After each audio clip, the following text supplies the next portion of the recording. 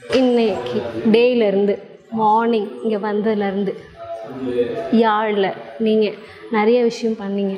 எப்படி ஃபீல் பண்ணுறீங்க? ஹாப்பியாக உங்களுடைய ஃபீட்பேக் எக்ஸ்பிளைன் பண்ணுங்க.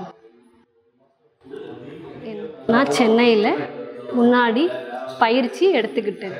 டெஃப் நார்மல் பீப்புள் நேம் அவர் கூட நிறையா பயிற்சி எடுத்துக்கிட்டு கற்றுக்கிட்டு இருந்தேன். ஃபஸ்ட்டு ரொம்ப கஷ்டமாக இருந்தது.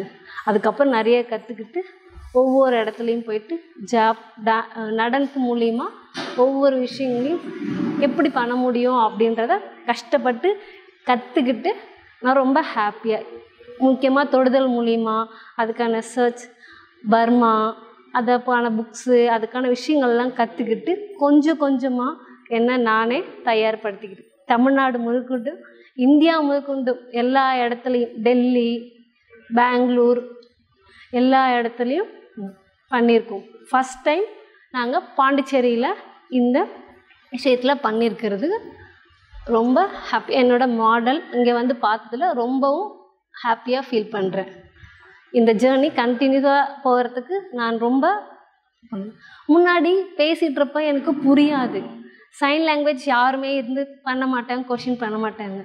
ஃபீல் பேடாக இருந்தது.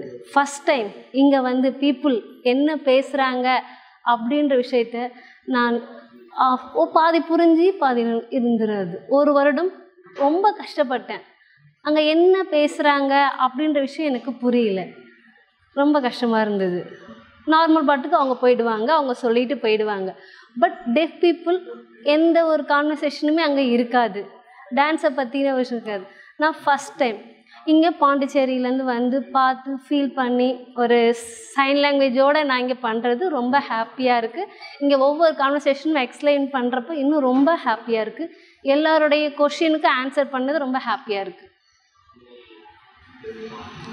தேங்க்யூ.